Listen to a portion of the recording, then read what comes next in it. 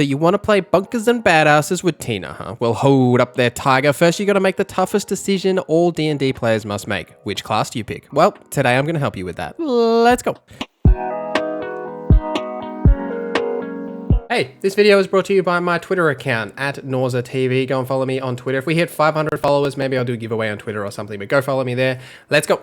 There are 6 classes in total. 3 of them lean melee and 3 lean ranged focused, and we'll do the melee classes first and then we'll do the ranged ones. And as always, you can check the chapters for specific sections if you want to find out about certain classes. We'll start out with the Brr-Zerker, and the Brr-Zerker are specialists of melee and frost damage. That's where the Brr comes from. Their class feat, Rage of the Ancients, activates when you trigger your action skill, and it will allow you to become enraged, dealing extra frost damage, which aligns perfectly with the 2 skills that the Brr-Zerker has. Dreadwind, which turns you into like a Beyblade. You have increased movement speed, you're basically immune to being slowed, and you can just spin around and deal frost damage to everyone. And the second is Feral Surge, which makes you leap forward and deal frost damage to all nearby enemies. And if the enemy that you hit has less than 20% health left, this will instantly kill them, and it will also instantly refresh your Feral Surge, so you can just keep spamming this ability to kill enemies as you see fit. The way you kind of play this class is obviously melee focused by the 2 skills and the Rage of the Ancients, and really it's a frost focused melee class, and it's one of the stronger melee classes because all of their skills really align along this melee and frost range, and it's very directional onto this. And having the Feral Surge skill is one of the best skills that I have played with, because you just get an enemy to like 20% health and you just instantly kill them. And in some cases, if the enemy is weak enough, you can even kill them at full health if they're just like weaklings, that you can just constantly spam this ability and just keep resetting that cooldown. It's an AoE attack. It doesn't just hit what's in front of you as well, so you can hit multiple enemies and just keep killing them. It's really a valuable build to play around with as like a melee class, and it's probably one of my favorite melee classes. Next, we have the Clawbringer, and the Clawbringer focuses on fire and lightning damage, but they also have a pet which you can buff, as well as do some buffs to gun damage and to your allies. There's a lot in this class, really. Now, your class feat is the Wyvern Companion, which is a little wyvern that'll fly around and deal fire damage and other effects that you can put onto the wyvern as you do level up. And the active skills here, the first is Cleansing Flames, which is basically like Reinhardt's hammer that, you know, hammer down his ultimate, whatever it's called. You basically slam your hammer down, deal fire damage in an AoE cone in front of you. It's similar to Feral Surge, but it won't one-shot enemies. It does do a decent amount of damage. And second is Storm Dragon's Judgment, which will throw your hammer kind of like Thor and deal lightning damage to everyone that's caught within its range, as well as lightning damage to anyone it hits. And it will deal damage to anyone that is within its radius. You can call it back to you early, which will reset the cooldown early and deal damage to anyone that's in the way. This class is played pretty similarly to the Brr-Zerker, but I've personally found that this class has some issues. This is the main class that I picked because I wanted to try melee, and this class looked interesting with the Wyvern pet, but there's a lot in this class. You've got some support options in the skills that allow you to buff like your allies' damage or their damage reduction. Then you've got some skills that focus on buffing your pet's damage or the different attacks your pet can do. Then you've got some skills that focus on gun damage, then some skills that focus on melee damage, then some skills that focus on just increasing your general health. There's too much in the skills here. There's not like a clear direction, and I think that this class is really strong as a whole. Like, it's not a bad class to pick. It's just got too many things happening, whereas some of the other classes just have like a very open and clear direction that you can look at it and go, yes, this is exactly how you play this class, if that makes sense.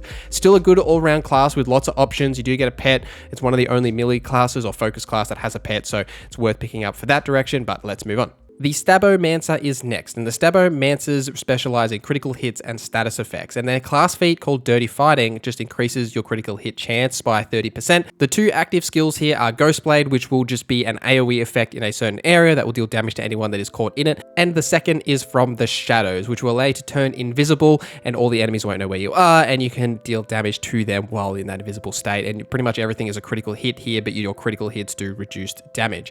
I was honestly pretty low on this class, just because the class feat just increases your crit hit, which you can increase from your attributes as well. So I was like, well, why wouldn't I pick a class that has a better class feat? However, just that raw critical hit chance and the abilities here isn't the benefit. The real benefit to this class is its actual skills. A lot of its skills will just give you straight raw damage buffs or melee damage buffs, or increase your reload speed, your fire rate, all of these things that are just valuable for any build, and that's where this class really shines. It's in the skills so much as it's not in the active skills and the feats. It's a really good good secondary class because of how broad its skills are, and that you can buff all of your guns and gun damage and just get that raw critical hit chance increase and crit damage increase. It's well worth picking up as an option as a secondary class, but maybe not your first class in my opinion.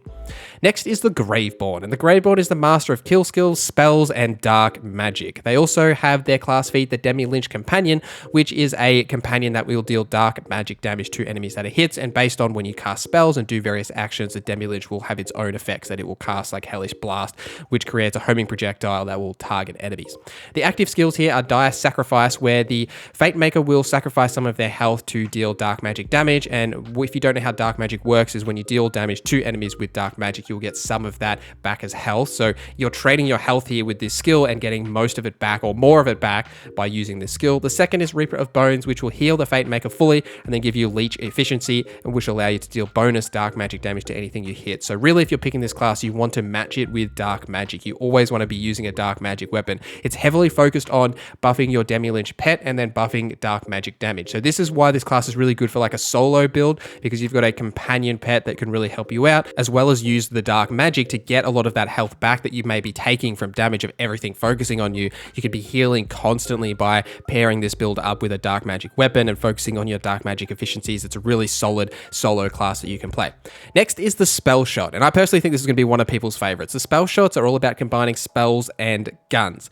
The class feat here, Spell Weaving, is when you cast a spell or you reload, you're granted a Spellshot stack of Spell Weaving, which increases your spell damage. So realistically, everything in this class is really based on using the spells and getting these stacks to increase your spell damage and then constantly casting spells. So you want to make sure your spells are on very low cooldowns with this class. The active skills, the first one being Ambihextrous, which will allow you to have an additional spell equipped. So it will take the place of your action skill. Typically you would have a spell and an action. This will mean you just have two spells that you can cast and equip two different spells. The second skill is Polymorph, and Polymorph turns the enemy into a skeep, which is kind of like a floating sheep, I guess. And if the enemy is immune to this, you just get to cast a free spell.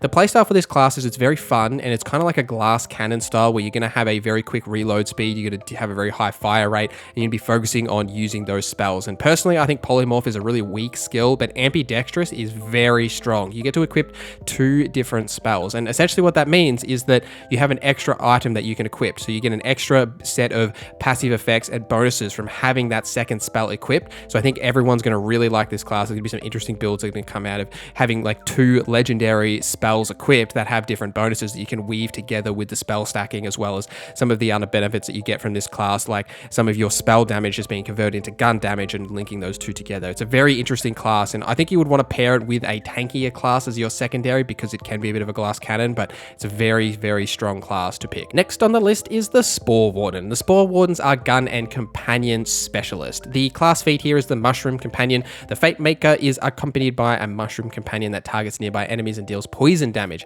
As a pro tip here, if you ping an enemy, your companions will actually go and attack them. It's specifically mentioned in the class feat for this class, but it works for all of the companion classes. Your active skills here are Barrage. The Fate Maker summons an ethereal bow firing 7 arrows that deal ability damage on impact. And the second skill is the Blizzard, which creates 3 frost cyclones for a duration that seek out nearby enemies, dealing frost damage to them. This class is a really interesting class if you want to make like a pet build or like a companion build. This is probably going to be your staple class because a lot of its skills are based around buffing those companions as well as dealing range damage, which you're primarily going to be doing. If you are playing a companion build, you kind of want to be in the background and let your companions do a lot of that work in the foreground or in the melee range. Both of the abilities are relatively weak, but the class overall is very strong because of that companion gun damage bonuses that you get. I would be pairing this class with something like the Clawbringer or the Graveborn because they both have companions, so then you would have the 2 companions that you can keep buffing and keep active on you at all times. And it's a really solid solo or beginner class because of those pet bonuses that you get where they can deal a lot of that damage for you and you can just focus on surviving in the fights. Let me know in the comments down below which class you're picking and why. Thank you for watching this video till the end. Thank you to our members for supporting the channel. My name is {N}, and I hope you have a great day.